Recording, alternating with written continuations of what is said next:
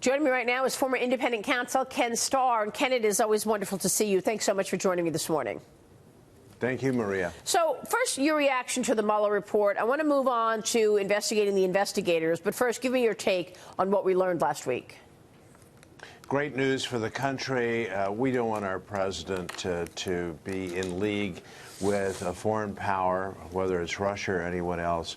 Clean bill of health on that. So part one of the report is a great national service by Bob Mueller. Part two is just a different kettle of fish. This combination of, quote, obstructive acts, and yet not rising to the level of a crime, or at least Bob Mueller was not willing to make that judgment. I'm glad that he didn't, and I'm very glad that Bill Barr then made the tough call, but I don't think it was all that difficult, because I think Bob Mueller and his team had a very wide, expansive view of what obstruction of justice means. And so they were willing, I think, just to say, hey, here's everything that we possibly found. And I think what part two of the report is essentially an invitation for the House of Representatives. And I think that's really unfortunate for the country. Well, and yet, you know, even though Robert Mueller reported that he employed 19 lawyers who were assisted by a team of approximately 40 FBI agents, intelligence analysts, forensic accountants, other professional staff, the special counsel issued more than 2,800 subpoenas, executed nearly 500 search warrants, obtained more than 230 orders for communication records, issued almost 50 orders authorizing the use of pen registers, made 13 requests to foreign governments for evidence, and interviewed approximately 500 witnesses, and came out with the information that it did. The media, as well as the Democrats, will not stop attacking this president, Ken, completely glossing over the fact that we know that there was wrongdoing done to the FISA court, and we know now pretty much for certain that this investigation was launched with no predicate into Donald Trump so that one political party can spy on another. Do you think we're going to see accountability for that, the real story? Well, I think so, because Bill Barr, who's a very honest guy and a very able lawyer, has said that he has concerns. He hasn't jumped to conclusions, but he has concerns. And he's a tough-minded guy, and he's going to, I think, use the resources of the Justice Department to get to the truth. Remember, we also have Michael Horowitz and the Inspector General. That report is soon to come, so I'm cautiously optimistic that that report will be a real truth revealer. And then let's not forget the role of Capitol Hill, and the Senate Judiciary Chairman, Lindsey Graham, is likewise, Maria, as you know, committed to getting to the bottom of all this. In the meantime, I just hope we don't march down impeachment row, which is really a cul-de-sac. It's going to be very bad for the country. Let's just remember what so many of us lived through, and that's the Clinton impeachment. When you know, and they're very briefly, 31 Democrats, Maria, voted in favor in the House of Representatives one or more articles of impeachment. I don't think that's going to happen in the House if it comes to that, so I hope we can just call that entire drama off before it even begins. So, but what do you say to those people like Adam Schiff, who was out and about this weekend on several different talk shows, continuing this claim that, you know, there's a real possibility for impeachment based on crimes that the president committed? He's got no evidence for it. He continues spewing out these things as if he has to keep digging because he can't admit that everything he's been telling the American people for the last 2 years was either made up or exaggerated and is not true.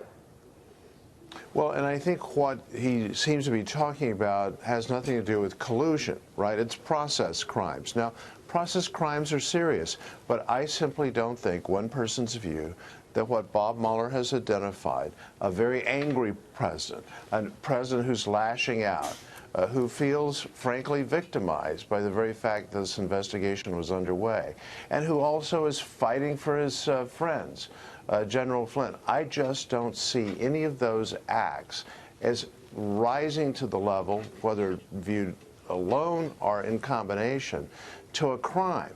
Now, impeachment is about very serious offenses. We can say, oh, it's just abuse of power. You laid it out, how cooperative the president was. The president may have not wanted to be cooperative, but he listened to his lawyers, wisely so, and cooperated very, very fully. That doesn't amount to obstruction. Not only that, but, you know, there was a good op-ed in the Journal last week, and the title was Obstruction of Nothing. So if you're going to come up with the idea that there was no collusion and there was no conspiracy among anybody in the Trump campaign with Russia, then what are you obstructing? That is a very important point. Let's go back to the very beginning. Where is the underlying crime? And we know that there wasn't any. At the same time, you can't lie to the FBI. You can't lie to Congress. We've learned that anew. But that's not charged either. The only charge, as I see it, that's been laid out is essentially one of an angry president, again, lashing out, very upset, very, very angry, very hurt, and completely understandable, that human reaction. I simply don't see that as constituting a crime. Especially when you have basically 85% of, you know, whether it be the Democrats or the media, driving the bus and just on this narrative, talking about it nonstop for 2 years, Ken. I know we need to change the subject, and it's been said by so many people in better ways than I'm about to say it. Yeah. Let's love our country and focus on the issues of the country. We had this comprehensive look at collusion. There was no collusion. That really should cause everybody to say, let's march forward. So what are you expecting out of this testimony? You've got Bill Barr testifying in front of the Judiciary Committee on May 2nd. And then I know that it's not an official date, but my sources tell me it's probably likely that Bob Mueller testifies on May 23rd. What are you expecting to hear? I expect Bill Barr, a superb lawyer, to give a very persuasive account of why he determined that there was, in fact, no obstruction. And he did not do that all by himself. He did that in consultation with the Deputy Attorney General, Rod Rosenstein, who launched this to begin with, the entire investigation, but also in consultation with others in the Justice Department.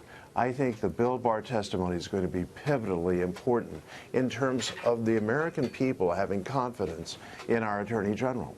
Yeah, and in terms of Bob Mueller, I guess both Democrats and Republicans want to get at that. You know, one thing that wasn't anywhere in the Mueller report was Glenn Simpson or Fusion GPS or the dossier. You didn't see any mention of any of that in the Mueller report, Ken.